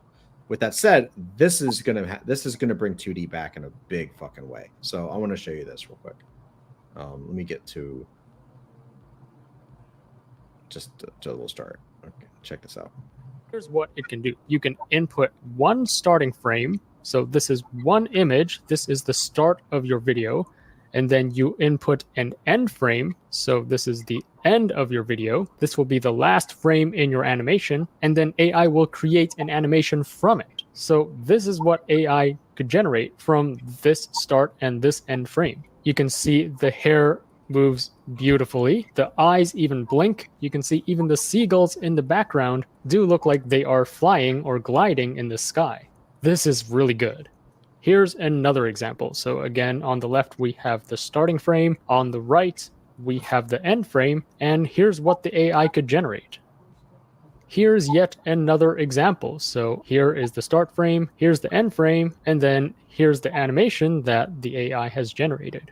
Here's yet another example from Spirited Away. So here's the start frame, here's the end frame. You can see that you don't need to add a lot of difference between the start and the end frames, but the AI is able to know that this is a train driving across water, so we got to make some splashing effects, and that's indeed what it does. Here is yet another example. This time it's of a woman sitting at a campfire. So you can see not only is it making this girl move based on the start and end frames, but it's also... So you see how crazy that shit is? No, it gets crazier because you've got badass. Huh? That's badass. Because that few seconds is a ton of work. Yes.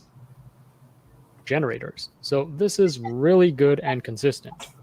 Here is yet another example. So again, the start and end scene aren't that different, but her hair is just slightly different, I guess. And from this, you can see the AI is able to generate her hair blowing in the wind. And you can even see some of the leaves in the background blowing as well. Here is another demo. This time it's of this dude. But here's where it gets crazier. So you see all that. Let me show you this. What's this? Generate a video from a fully colored scene. You can also do this with sketches. So as you can see here on the left, we have the input. This is the starting frame. And then this is the final frame of the video. And you can see the AI is also able to generate a video of this sketch. Here's another demonstration. So again, here's the starting frame. Here's the final frame. And you can see the AI is able to generate this sketch very nicely of this girl blowing in the wind. But it can do even more than that. So let's say you have some experience in animation This and is you're the able one. to This is the one. Okay. This is fucking crazy. So watch this shit. Okay. This is what we're going to use. This is what's going to be able to make us do this shit on a weekly basis. draw out this sketch yourself. Well, you don't need to go in and color this thing scene by scene. So what you could do is just input one colored image of, roughly how you want the characters and the background and the items to be colored. And then the AI can generate the entire colored animation for you. How cool is that? Here is yet another example. So let's say you drew out this rough sketch animation of this chick, and then you just add in how you want this to be colored, and then the AI can generate the entire colored animation of this. Here is yet another example from Doraemon. So this is the initial sketch animation.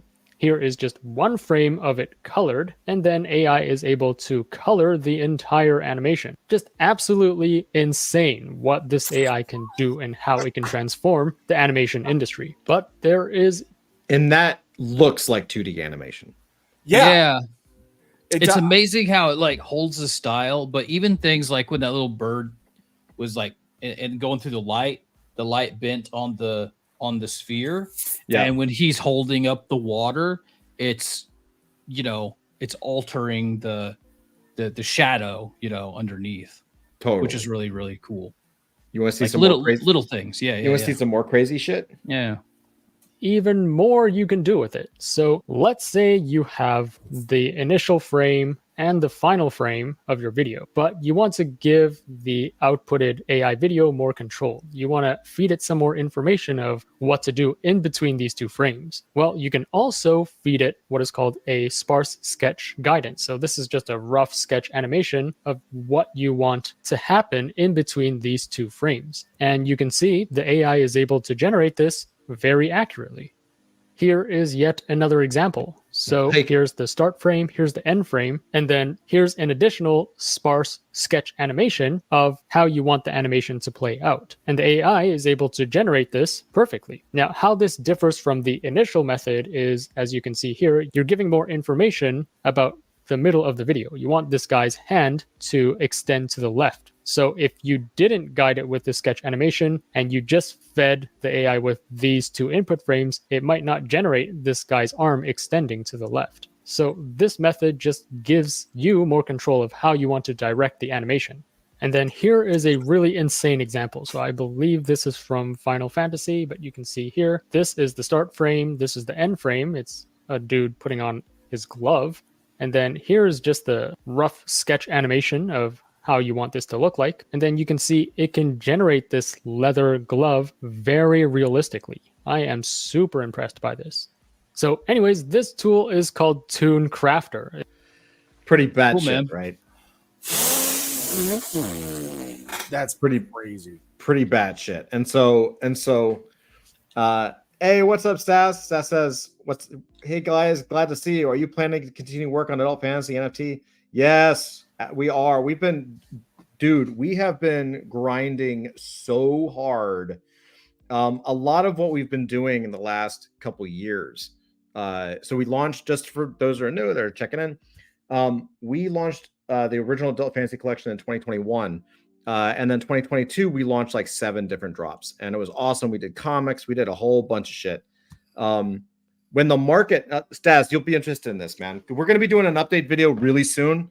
We've been doing so much.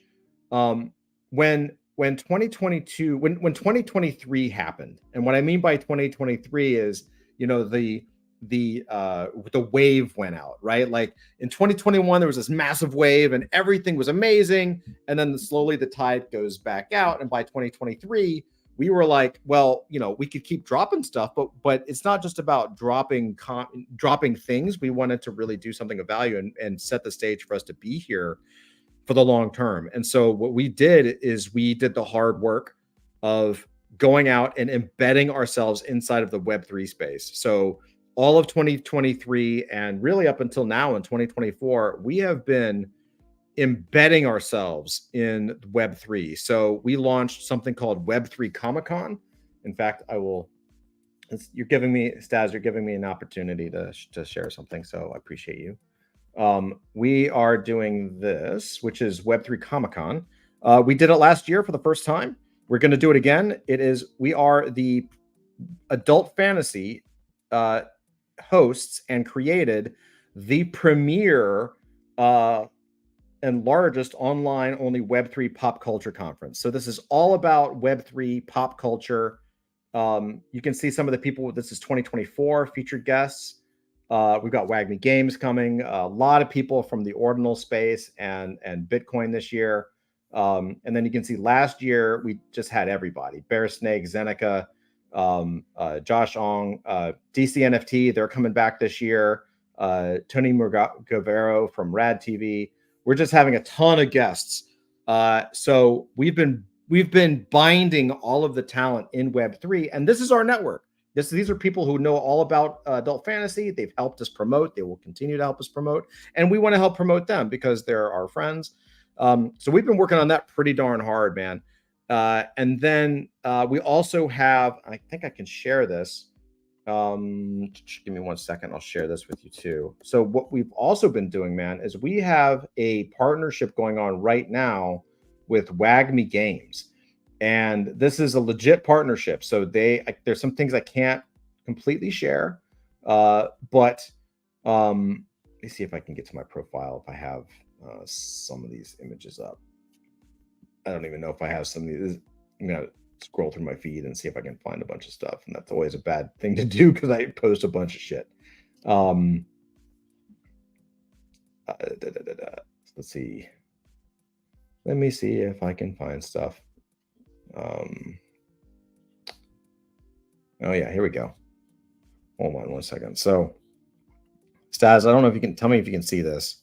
It's always weird sharing a Twitter feed. But this right here is from Scott Herman, who is one of the founders of WAGMI Games. If you look at that comic right there, we did that. So this is an adult fantasy comic book. WAGMI and Adult Fantasy has been working together to put all this stuff out. And you can see this. The level of talent that Al Wanish and his team over at Adult Fantasy NFT bring to the table is unparalleled in the Web3 space.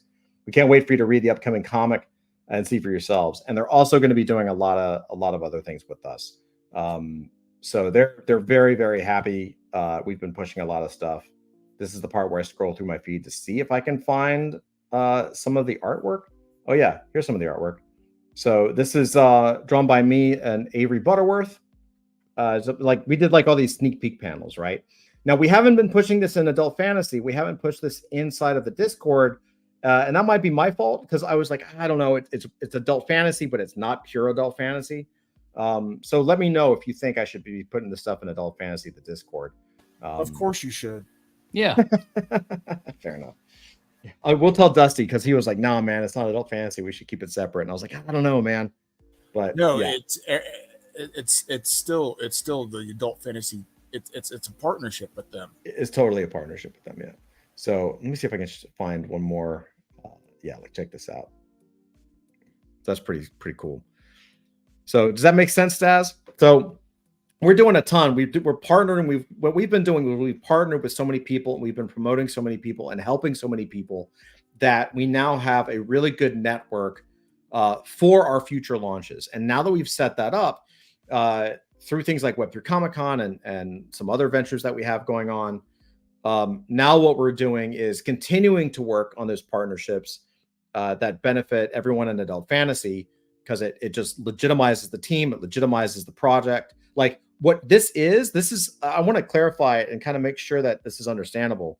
Like like it may seem like we've been quiet, but what we've done is legitimize this entire team in the Web3 space at the highest levels, right? Like there is no doubt that Adult Fantasy is legitimate, that the team is legitimate, that we are on fire, and that we make the best period.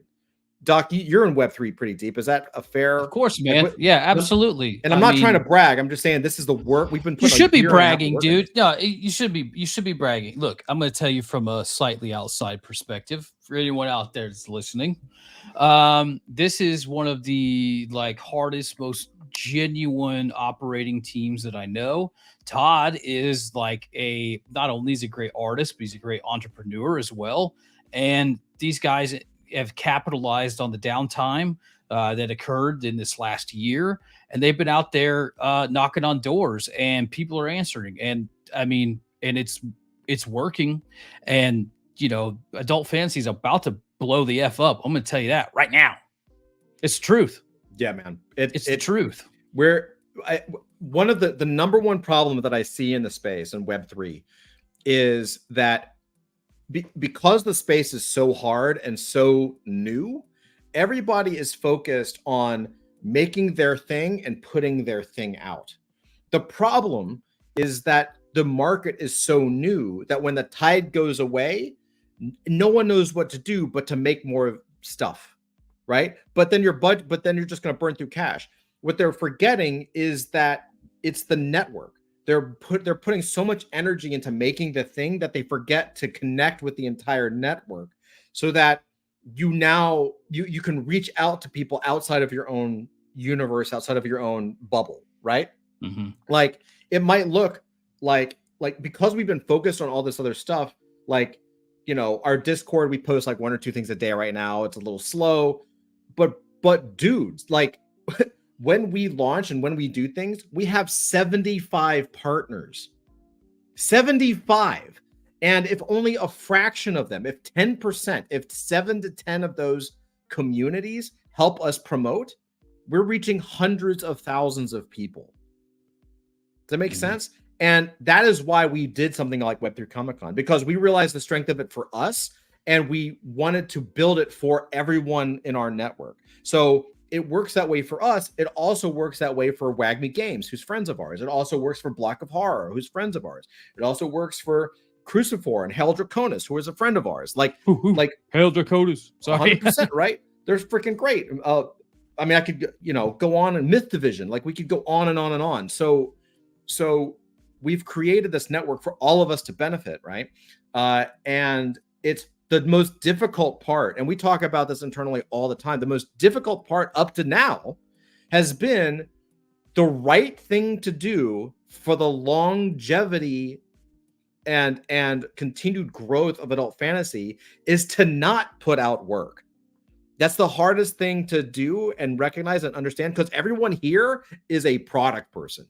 I am a product guy. I love making things and putting things out. We're all product people at the core. That's what entrepreneurs tend to be, right? So it's very hard to say, okay, we want to put out books and novels, and we have an RPG that's 90% done. Zach wrote a novel. It's ready to go. We have so many things that are ready to go, but we have to say, you know what? We have to pull back. We have to not do the thing we want to do just yet. We have to set the foundation. We have to get that 30,000 foot view network hooked up, and now we can build the audience. And so what you're hearing us talk about tonight with this AI stuff and bringing this animation stuff back is us now starting to switch gears and say, cool, we've done the hard work of getting sort of we have a pipeline and a system for growing our network and growing our friends' networks. We connect people to each other all the time. That does nothing to do with us, right? It's just about, we have a way to help the ecosystem grow, which naturally at some point the law of reciprocity kicks in and will help us, right? Now that that's taken care of, we can kind of come back and say, cool, now let's go forward with Adult Fantasy. What is that we can build and launch to as a discovery mechanism, so we can build that audience and kind of come back regardless of when that tide comes back. Everyone in Web3 knows when the next bull run comes in, you're going to see a ton of people in the Discord. You're going to see a lot of people like, yo, what up? I've been here forever. Like everybody comes back, but we don't want to just wait for those people. We want to bring in new people and continue to grow outside of just Web3. And so that is what we're talking about now with like animated shows and kind of these types of things. It's like, okay, well, we now have concepts and are developing ideas for long-term, sustainable, predictable growth. So I know those are super long answer, Stas, but it's been this has been on my mind, and I've been dying to share this with Adult Fantasy. I just haven't had a chance to do it yet. We're gonna do a longer video on this specifically for the group. But thank you so much, man. Thank you for asking. I know a lot of people are curious about it. It's just it's the opposite. When we go, and Dusty Sky says this all the time in Discord, when we go quiet, we're building. Like the more quiet we are, it just means we're just slammed. We're a small team. Stat says, yeah, 75 partners and building networks sounds good. Thank you guys for the information. Looking forward to your next moves. Absolutely, man. In the short term, stay tuned. Watch Adult Fantasy, because I am gonna make we're gonna be like releasing some stuff. I'll probably, because you've triggered me, man. Like I'm gonna start putting some of the WAGMI art on there. We'll put some of the WAGMI game stuff on there. But also check out WAGMI Games, because you'll see some stuff with our partnerships. It is an Adult Fantasy WAGMI partnership. We have other Adult Fantasy partnerships in the works. Some things I'm really excited about. And if you keep listening tonight, I mean, we're talking about an Adult Fantasy animated show in a weekly basis, or hopefully a weekly basis. Not promising. We're trying to figure out how to do it on a weekly basis. And we're talking about AI and showing different solutions on how to do that. But that's coming soon. Watch lore games, man. Go back and watch some of the lore games on YouTube. Yep. If you want to see what we've been up to, like we're building IP in lore games, which usually happens on Thursdays, but comics. Lore games. Writing. We do this thing on Thursdays called Lore Games, and we do it live, and we develop games and stories and comics and all kinds of stuff. We had to put a pause on it because WAGMI saw the lore games and decided to contract us and partner. The lore games was the trigger for the partnership. So they saw us and what we were doing with lore games, and they partnered with us to do a private lore game session for, I don't know, it was like a month or so, to develop the story that then became the comic. So they hired us to help it as a writer's room, a Web3 writer's room, because we have this gaming system called Lore Games. And then that moved into partnering with us for the comic. And now we're talking about partnering for other things. So it's awesome. And they're genuinely a good team, and they're willing to share the success, meaning we wouldn't be partnering with them if they weren't willing and asking to help promote Adult Fantasy. And so, WAGMI is much bigger than we are, but I was just on their space Wednesday, and they were promoting the hell out of Adult Fantasy. So man, it's a lot of stuff. It's just not as direct as I wish it was at the moment, but it's there. It's really building. So appreciate you, man. Thank you so much, dude. I really do appreciate the question, and I hope my answer wasn't super long-winded, but yeah. Oh, I got one more thing for you guys. Can I show you one more thing? The animation stuff. Yeah. So I haven't watched this whole video, but so one side for the animation, okay, is the if we can get the coloring done and some of the in-betweening done, or at least help with that, like that's going to solve a huge pain point, right? And I think, as we were talking about earlier, like we can use lore games as a way to write the stories. Like we can just talk shit and talk about articles or come up with story plots or whatever. I think trend jacking is going to be great. Like just like seeing it, just I'm really looking forward to create something where we can just kind of like blow our load and be real assholes without having to like have any of the consequences of that. Right. Yeah. So it's not me. The character said it. Right. It's not. Come on. I don't think that way. Yeah. Anyway, so that animation thing, that I don't want to get my hopes up too high, but that tune AI tune thing is bananas. Okay. So there's another side to it. So the other problem is voice acting and lip sync.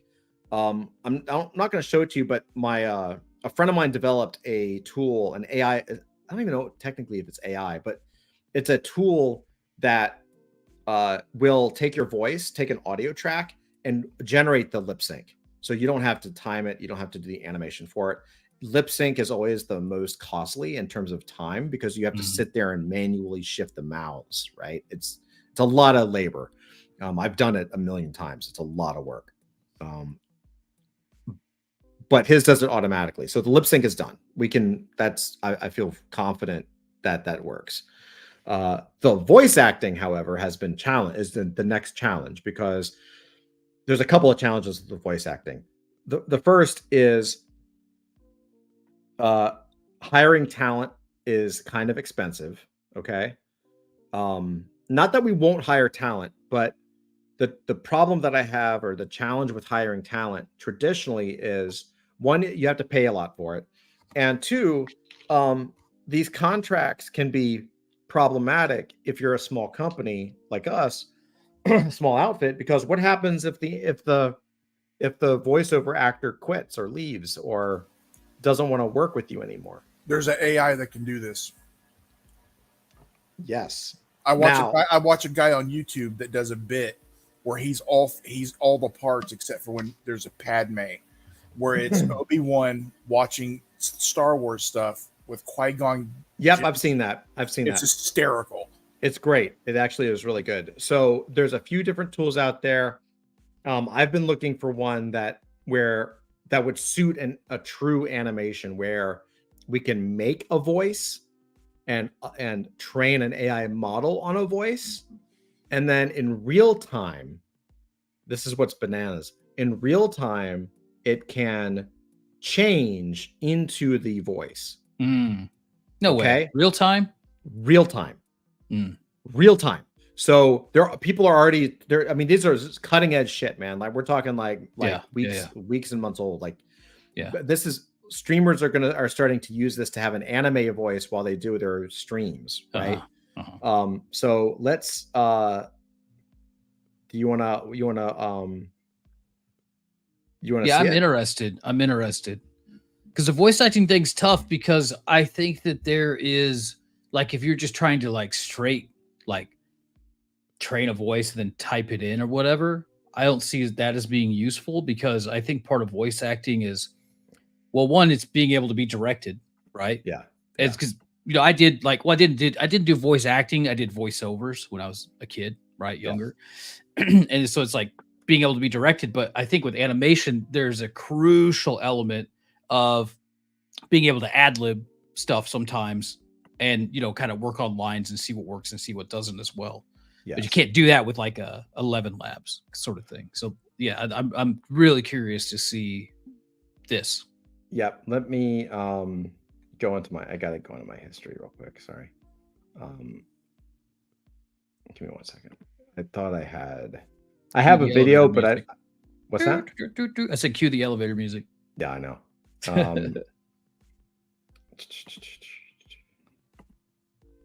Dude, I just used that animation thing with 2 pictures. Oh, did you? Yeah. Because I was trying to morph. I made a couple things in Korea and I was trying to use their video thing to morph it between the two, but it wouldn't hold the initial image correctly.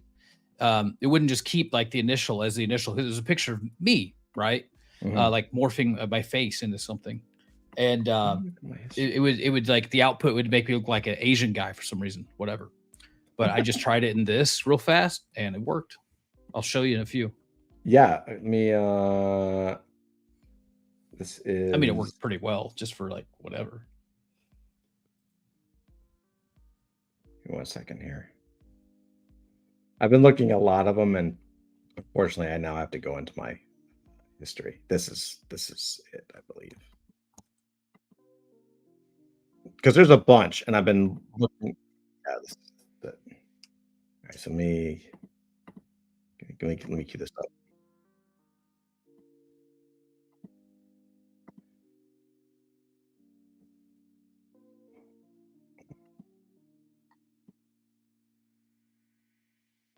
Okay. I have to scrub through it because a lot of it is like setup and it's very technical and they're talking about like Python and shit. Like it's, Mhm. you know, this is very cutting edge shit here. Yeah. But check this out. This is an RVC from Google Collab. All right, you ready for this? Probably because my graphics card is not the best.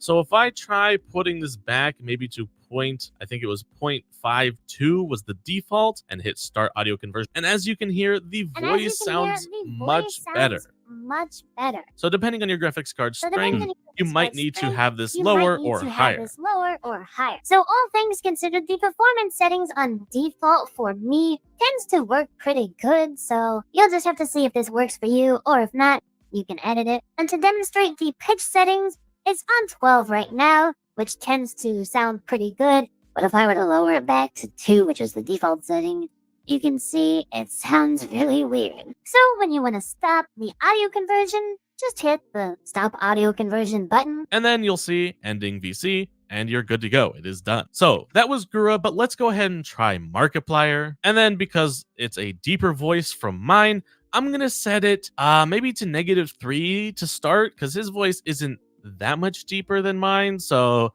we'll see how that is, and then I'll probably have to adjust it. And there we go. We can hear the voice. We can hear the voice. So if I go even So if further I go down, even further down, maybe -8. maybe -8. I think this is a pretty good sweet I think spot. this is a pretty good sweet spot. So yeah, there we go. So yeah, that is there we pretty go. much this That is voice pretty changer. much this voice changer. Now there is an Now there ever so is slight an delay ever for so me, slight delay and this for is me, basically the and exact this is same basically delay the from exact W same Okada. delay from W Okada. But to me, at least, even To with me, at a least, lower even end with a graphics lower card, end that's graphics card pretty outdated that's by now, pretty outdated by now, this would actually this work would pretty actually well work in pretty a real time well in environment. a real time environment. Now the Isn't that crazy? Pretty So wild, man. what's great is that, and there's another tool that he mentions that I'm kind of looking at now.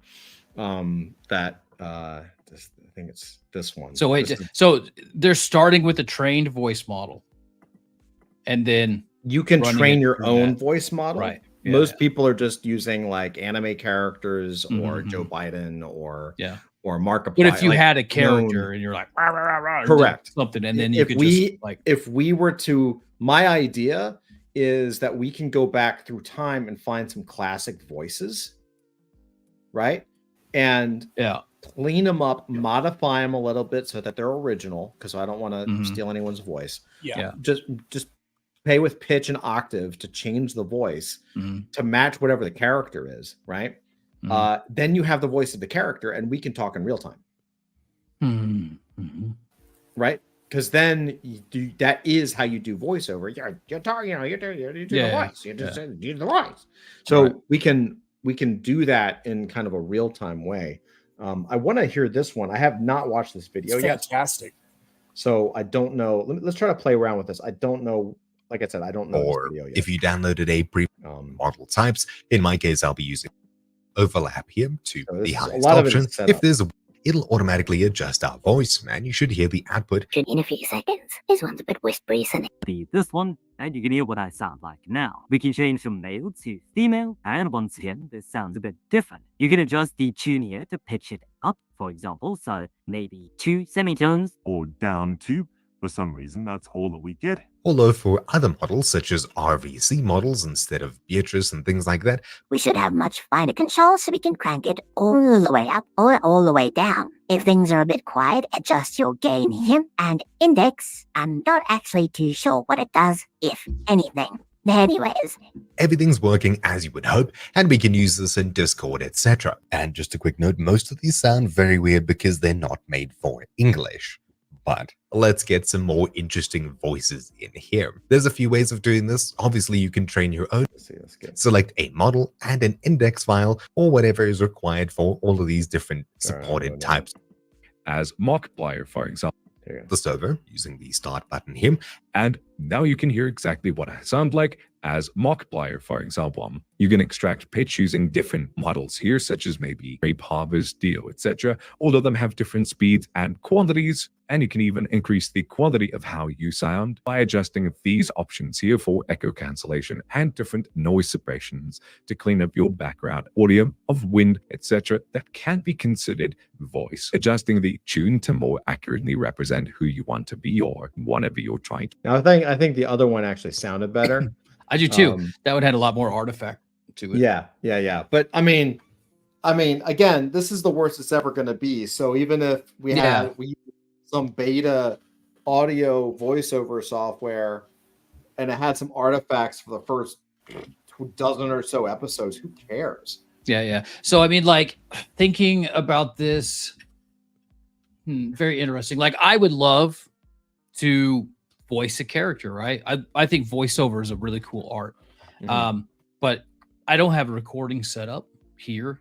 But if you really wanted to like get down to this and you went and recorded somewhere 30 minutes of really clean audio, right, in a professional studio, took it back, made a good model, and then you could pump it in here. Now, if all your cast did that and you were only listening to the output, you'd still be able to like record in the round if you needed to. I mean, I know that doesn't happen a lot in animation. I know it's usually by yourself, or maybe between 1 and 2 characters. Yep.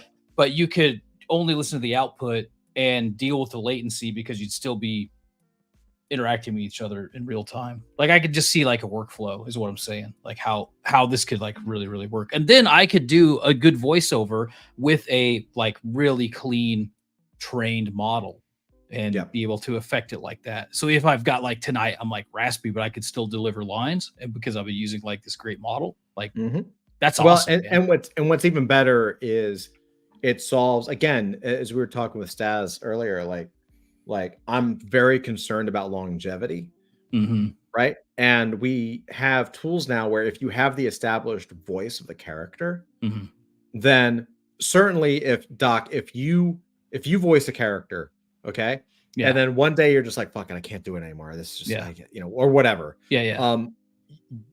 That voice actor can be replaced with another person.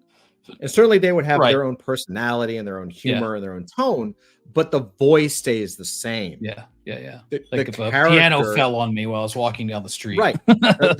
Totally. The voice and the character remains constant. And that is not normal. That's never happened before. No. Rick and Morty, prime example. Right. They spent months and months scrutiny trying to find people that could affect the same voice. And they did a really good job, but it's not quite there. But yeah, it's not quite there. And the thing is, what's even better is that in the new situation, so the problem with that situation has is that, certainly I'm sure they could do a contract where they're like, hey, we're going to use your voice. We're going to train an AI model with your voice. That person would get paid a shit ton extra, probably royalties forever. Oh yeah. Right? This is a different model. This is the future model where the show starts with an established voice, and the voiceover actor is acting without having to necessarily be in the stuttering or the pausing or an influx of the voice is what the voice actor can worry about, not trying to talk like the actual person, that will be taken care of.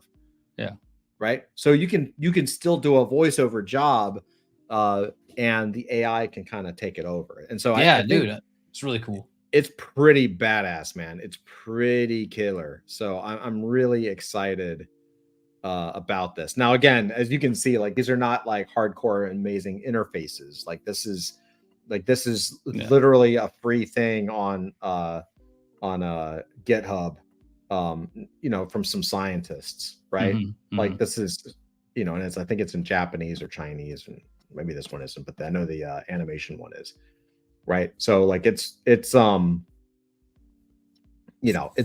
devy, very devy. Well, that I can also realize my dream of being a sexy waifu VTuber now. But in a few months, there'll be 10 of these apps or 20 of them on Google Play. That's right. And the Apple and there will start to be professional things. And in fact, was it you, Doc, that told me about Musicify? Music? I don't know. Oh, shoot, hold on. We were messing around with that Suno app the other night, but No, it was oh gosh darn it, I closed the thing. Hold on. oh It- God. Oh, you guys just put up with me. That's so hard to put up with me. Musicify? Musicify? It's Musicify? yeah, Lol? musicify.lol. Here, I got it. Yep. No, I haven't seen this one. This is so what this is. Someone told me about this. Maybe it was Spencer from Comics and Crypto. Oh, or- I have seen this. Yeah. I don't remember, but what's crazy about this is now they're using it for music and they're using it so you can change your voice to become a musician, right? Yeah. But somebody told me that basically what this really does is that you can create your own voice and create your own AI that basically changes the voice. So this has controllers where you can kind of like what we just saw, but with an actual interface, right? I don't know the difference. I should probably interview the guy for Web3 Comic-Con, but yeah, it looks really fascinating to me. Yeah, So- we were trying to use this for a Kanye voice. The model that they had wasn't the best though, because it was something that somebody put up, but it did work pretty good. We're trying to like use AI to make raps and then rap with Kanye, just for an experiment that maybe you'll find out about someday. Nice. Yeah. Yeah, so I guess this is the guy that did it. I don't know, because it goes right to him. Like if I go down here to his Twitter is Arabic. That's a little funny, but whatever. Yeah, so we'll see. But there's a lot of really cool stuff, and these things are going to come and go really quick. Yep. So we will see. We will see what happens. Yeah. Yeah, man, 100%. I'm trying to do something real quick. I want to compare and contrast those morphing Delio Bobos that between like Korea and the cartoon thing that you showed us here. Delia Bobos. I like that. What's that? Delia Bobos. I like that. Delio Bobos. Okay. That's a hold on new second. word. I'm adding that to my vocabulary. Yeah, throw it in the lexicon, man. Yeah. Okay. Let's entire screen. Okay, so yeah, if you want to go back to the animation thing, I can show you two things. Goodbye, Todd. What? Bye, Todd. It's about time he kicked himself. But none of us have any control. He's got the button. That's why he did it himself. Everything's fine. Okay. All right. Good job, Todd. Good job. I just slid my hand across the. It's fine. Okay. So, Right. you want me to share this? Yeah. Share. So, I should show you the initial image, I suppose. Well, I'm not. I could find it, but I won't. Anyway, it's a picture of me with they got the shirt like exactly correct. Like this is literally the shirt I was wearing, and I had this scene behind me. But when I put this in Korea to do like sample with their keyframes between like it's like this into like this like mutant weird head thing, right? Korea outputted it did like this extra generation, so I look like this dude, right? So I mean, it did like this, right? And like that looks kind of cool. Yeah, that looks kind of cool. It's like good quality, right? But it did extra generations on everything with like every step. So this one, I mean, this was actually it was maybe not this image, or maybe it was. I can't remember. Anyway, it's close enough, right? Because I was trying to take like 3 images like progressively and morph them. So I uploaded this one, and then like this is exactly as was uploaded, and so here's like, and then that's the original end image that I That's badass. that I made with Kriya Yeah. as well. So like it actually, and I just said a man morphing into a mutant. That's it. But it did a really great job of keeping the reference and Yeah. and the initial and like the end image. Like it did it perfectly, right? Mhm. And of course, this is like a crazy morph. Like this is insane. So and it looks good, right? Yeah, that's awesome, man. Yeah. So I mean, there you go. There's like a little quick sample of using that. Andrew, you've been quiet, brother. What do you think? About what? Cool. Oh my god. I've been listening, but I've been working on other stuff. So Yeah. What do you any input? You don't have to, I guess. no. I every single thing you said has been Greek to me, all going straight over my head. The animation stuff was kind of cool. All I was thinking at the time was, to make a movie, all you have to do is upload the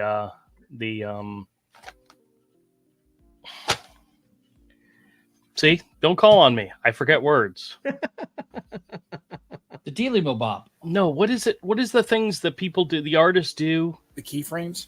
No, not keyframes. Anime tweens. Not tweens, where they do the whole movie and storyboards.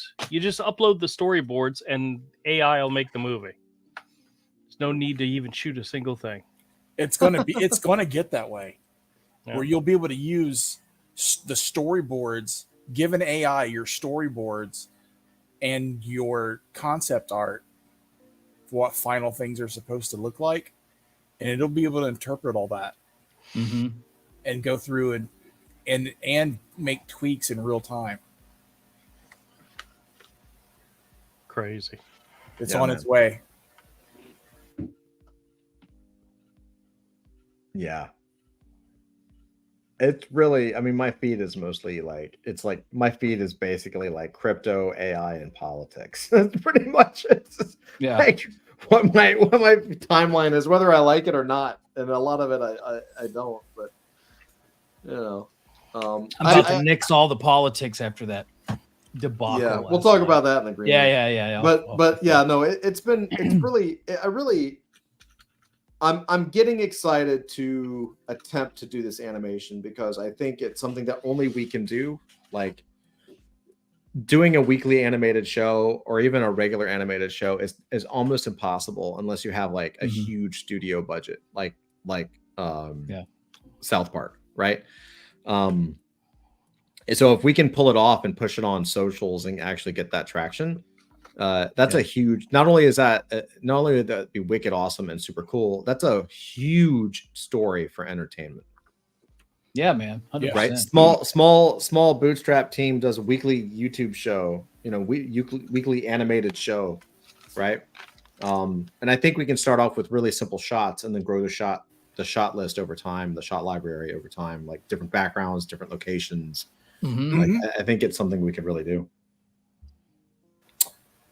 Correct the mundo. Well, guys, man, we kind of tore it up tonight. It was good.